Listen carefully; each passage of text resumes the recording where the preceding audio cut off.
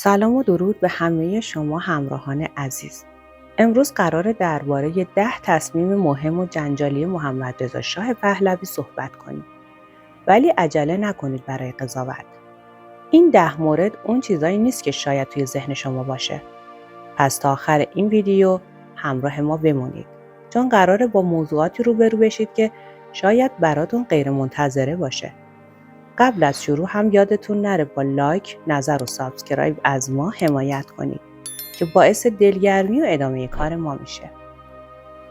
مورد اول سپاه دانش. اگه بخوایم بی پرده نگاه کنیم، شاید بعضیا بگن شاه نباید سپاه دانش رو راه مینداخت.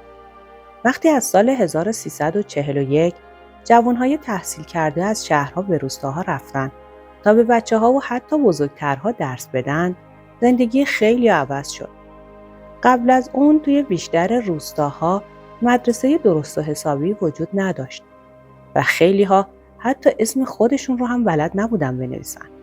با اجرای این طرح معلم‌های جوان با کتاب و دفتر وارد روستاها شدن، بچه‌ها الفبا یاد گرفتن، جمع و تفریق بلد شدن و حتی بعضیا به ادامه تحصیل توی شهرها رسیدن. نتیجه این شد که ظرف کمتر از 1 دهه آمار سواد توی روستاها رشد چشمگیری پیدا کرد و نگاه مردم به آینده تغییر کرد. اما این آگاهی توقعات تازه ایجاد کرد. مردمی که تا دیروز فقط به قوت روزانه و کار کشاورزی فکر می‌کردند، حالا جاده آسفالت، مدرسه بهتر، درمونگاه و امکانات بیشتری می‌خواستند. این خواسته ها طبیعی بود، ولی عجله در رسیدن به همش باعث شد فراموش کنن ساخت چنین چیزایی زمان میبره.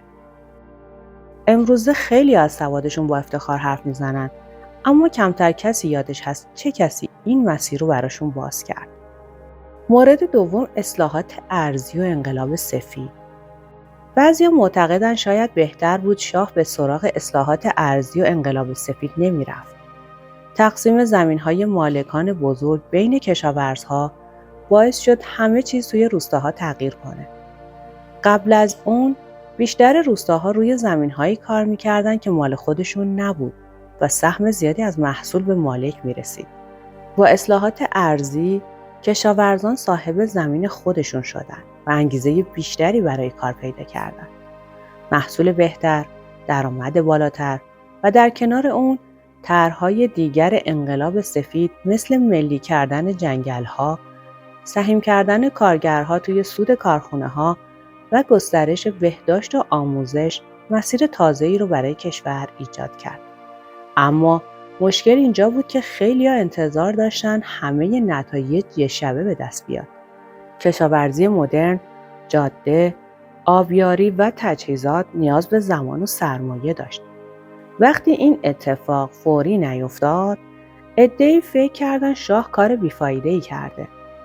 امروز اما بسیاری از همون زمین‌ها و خدمات هنوز زندگی مردم رو تحت تاثیر گذاشته، ولی یادشون نیست چه کسی شروع این مسیر رو واسهشون رقم زد.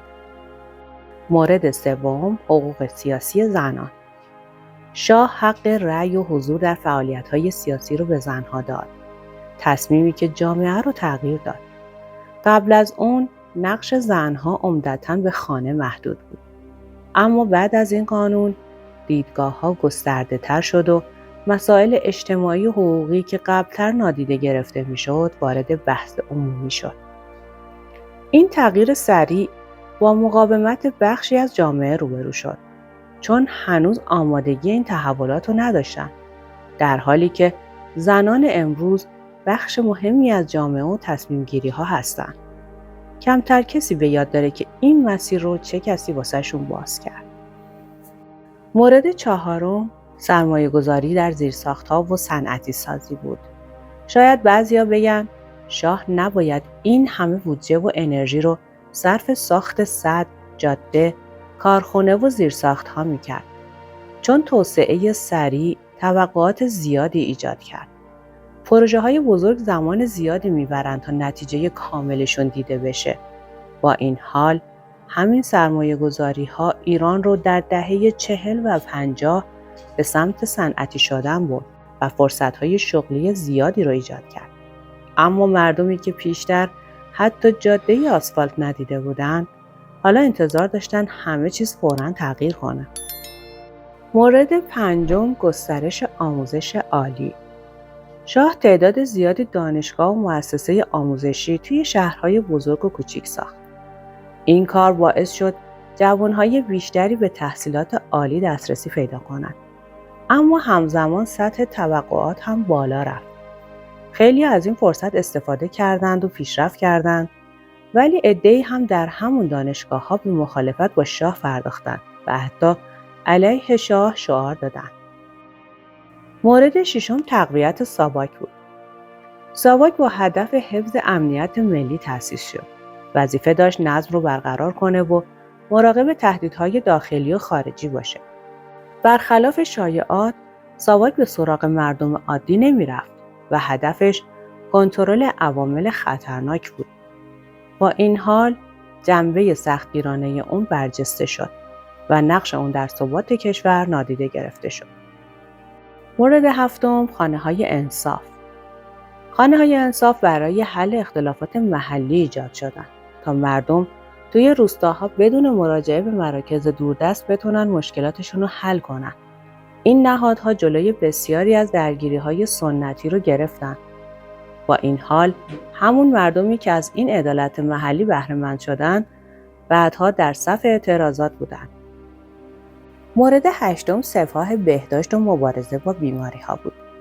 با تشکیل سپاه بهداشت، پزشکان و پرستاران به مناطق دورافتاده اعزام شدند و واکسیناسیون گسترده را آغاز کردند. بیماری‌های خطرناکی مثل وبا و مالاریا تا حد زیادی ریشه‌کن شد، اما همین مردمی که جانشان را مدیون این خدمات بودند، بعدها علیه شاه شعار دادند. مورد نهم، سهام و سهم‌واری کارگران. شاه طرحی اجرا کرد که کارگران توی سود کارخانه‌ها سهم شدند و حتی سهامدار شدند. اما چون مردم عادت به نتیجه فوری داشتند، وقتی سود کلان یک شبه نیومد، ناامید شدند. مخالفان هم این فرصت رو به شکل منفی جلوه دادند. و اما مورد دهم، توسعه فرهنگی و هنری. ساخت سالن‌های سینما، تئاتر و مراکز فرهنگی باعث شد سطح فرهنگ عمومی بالا بره. مردم فرصت پیدا کردند که با هنر و اندیشه‌های جدید آشنا بشن. اما این آزادی فرهنگی هم برای همه خوشایند نبود و بخشی از جامعه واکنش منفی نشون داد. اینها در واقع اشتباه نبودند، بلکه خدمات و تصمیماتی بودند که آینده ایران را متحول کردند. محمدرضا شاه پهلوی با این اقدامات زیرساخت کشوری مدرن رو پایه‌گذاری کرد. هرچند قدرش در زمان خودش دونسته نشد و در نهایت شاید تاریخ بارها و بارها تکرار شده باشد. اما حقیقت اینه که بعضی آدم‌ها جلوتر از زمان خودشون زندگی می‌کنن. محمدرضا شاه پهلوی برای ایران رویاهایی داشت که حتی امروز هم خیلی از کشورها حسرتش رو می‌خورن.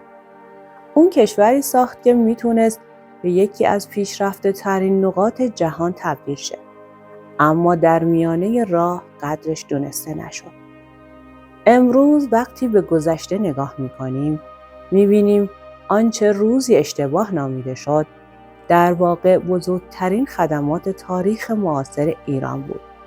شاید زمان برگردونده نشه، اما فهمیدن این حقیقت میتونه به ما یاد بده که آینده رو بهتر بسازیم و قهرمانان واقعی سرزمینمون رو پیش از آن که دیر شود بشناسیم. ممنون که تا پایان همراه ما بودین. لایک، کامنت و سابسکرایب شما انگیزه ما برای ادامه کاره.